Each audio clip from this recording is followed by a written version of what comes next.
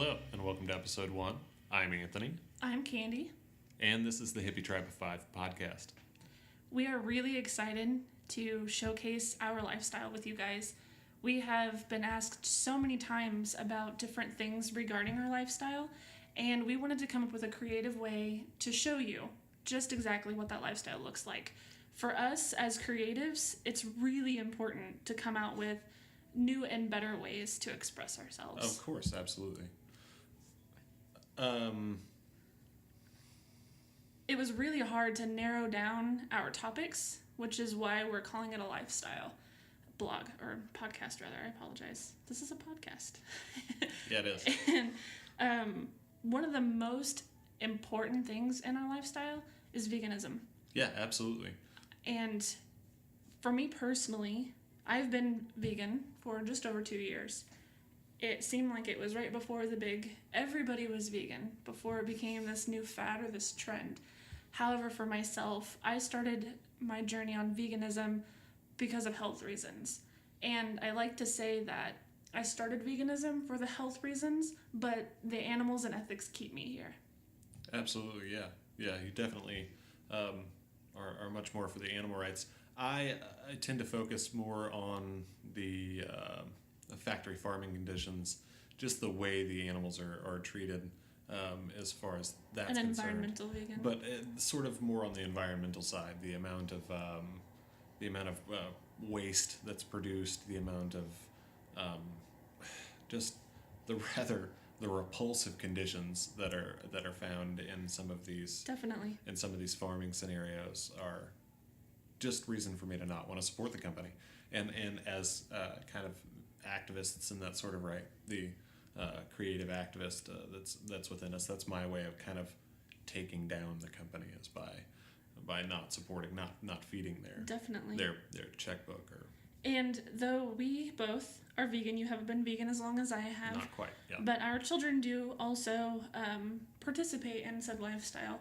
Now, this wasn't something that we just set them down and told them, hey, by the way, you guys are vegan now. That's not how we do anything in our home. We wanted them to research everything regarding what being vegan means. We found it very important that they come up with their own conclusions regarding the way animals are treated, the way they're raised, the way they're fed, etc., etc. The effects of different products on the human body. They of course have researched, you name it, yes, rules and regulations, if you will.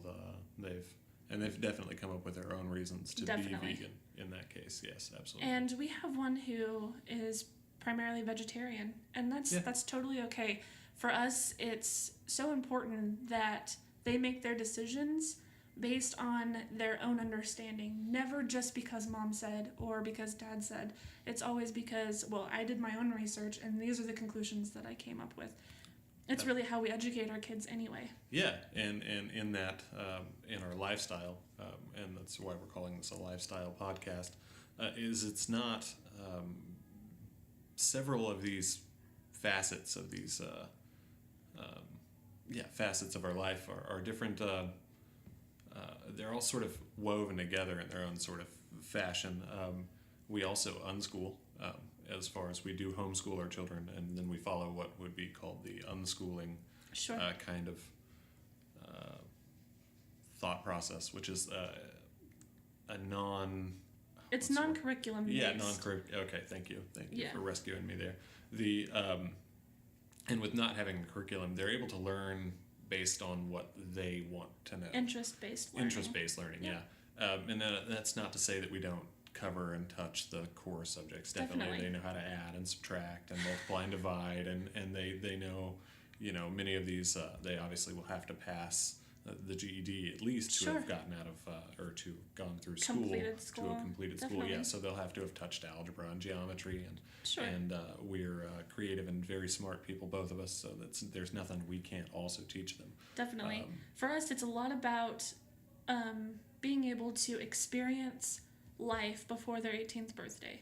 That it's so important for us that our kids have choice. They can govern themselves, and they can understand why it's important to do or to not do certain things. It's never because I said so, and we've already touched that, but that covers every aspect of their life. It's not just the way they eat, but also the way they move through their everyday routine, why things are important. It's not just because we said. Right. And then, from unschooling, obviously we're going to talk about what it's like to be parents, to be creative parents, to be unschooling parents, to be vegan parents, because as if you've ever explored veganism at all, you've found out that it's people don't lie that it can be a lot more expensive to be vegan than it can. So they eat meat for the cheapness or the convenience of because that's what they can afford, and it's not, if you do it right. I mean, it's actually cheaper for us to eat vegan than it ever was being meat eaters. Yeah, and we feed a family of 5 on a really kind of a minimal budget, and it's not to say that we don't eat. I mean, no, definitely.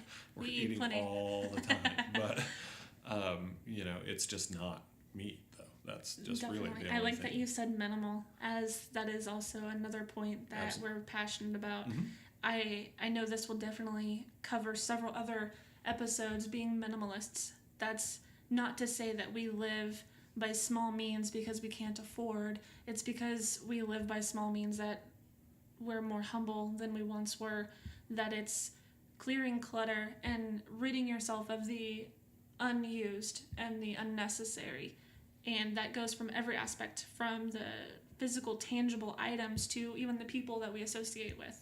Absolutely right. Well, and it's freeing. It is.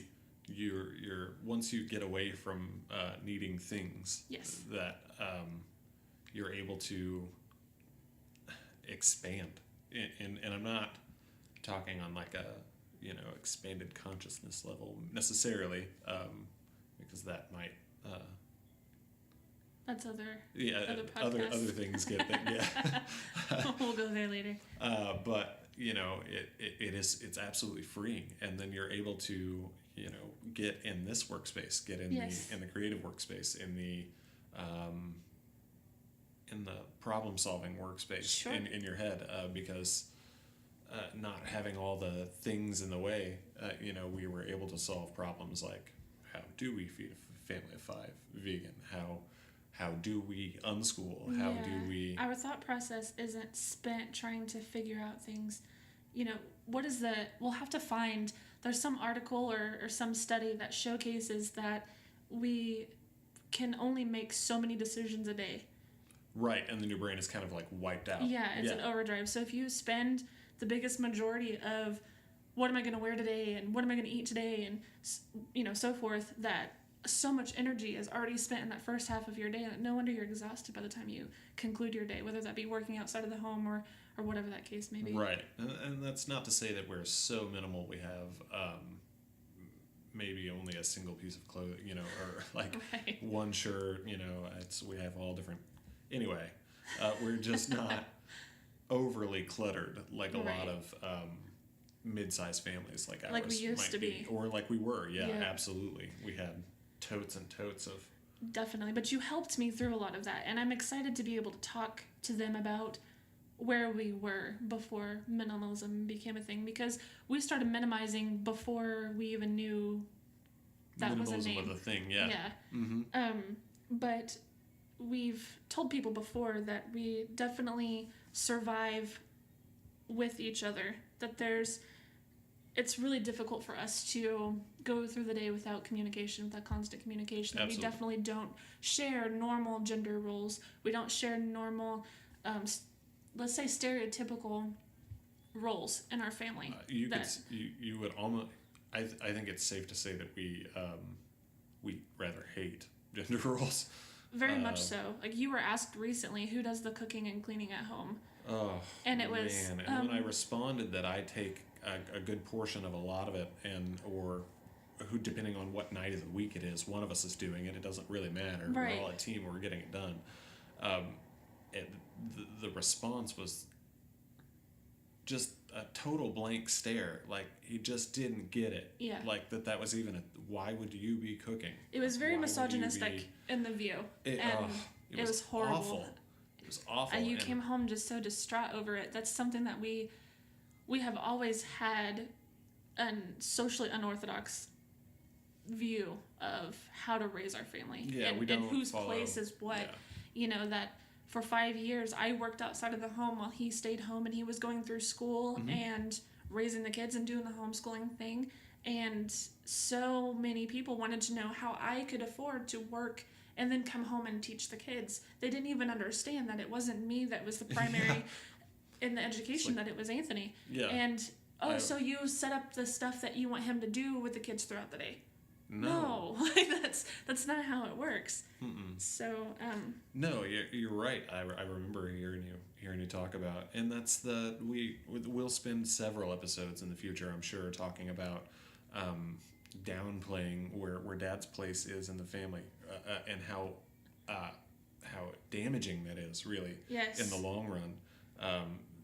Because we've all heard, everybody can think of any family you know, and you can think of a moment where the wife or the missus has said something about Dad being just inept when it comes to parenting, just not there at all. Right. And it's just like pizza rolls and takeout for dinner because she's not going to be home, as right, opposed to he can handle cooking Dad can too. burn water, right? And it's just, it's awful.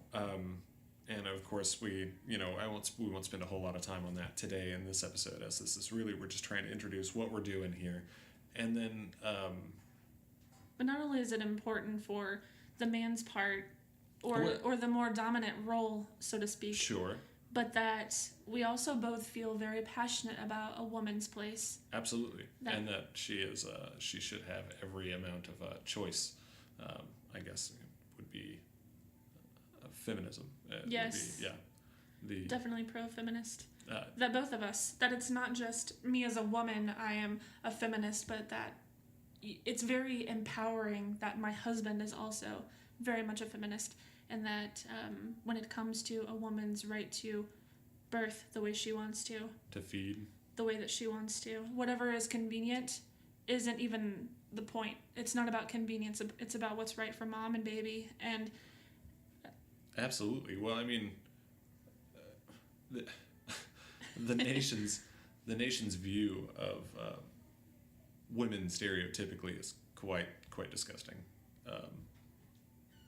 and I will use this creative outlet to showcase even my voice, saying definitely we're wrong. Definitely we're wrong, and in doing that, and in stereotyping and in kind of closing women in that way, from I think of all the social media posts you've ever seen about some person throwing a fit in a store because somebody was breastfeeding. Right. Or definitely. You name it. Yes. We will definitely cover more of this. And we want to hear from you. That's another thing. It's not just about us showcasing our lifestyle. We want to hear yours, and we want to be able to maybe do some Q&A at some point. Yeah, that would but be great. Most importantly, in the description of this podcast, we're going to leave our social media links. We're going to leave a way for you to contact us, and that's what we'd like you to do. Absolutely. We want to throw that information up there, and then have you guys send us questions, comments. We're even okay with small clips. If you want to showcase a little bit of what you got going on, and definitely share with us. Yeah, absolutely. We're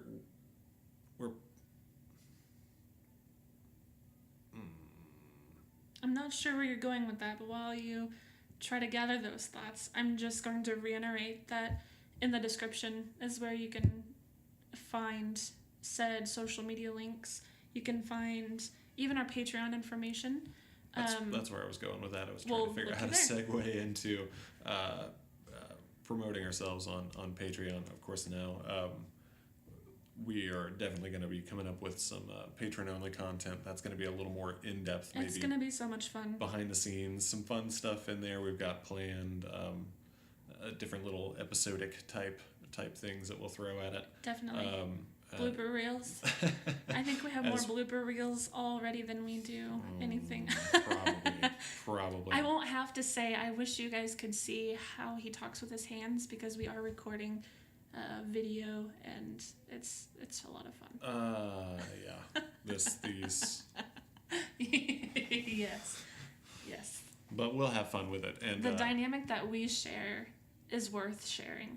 Absolutely.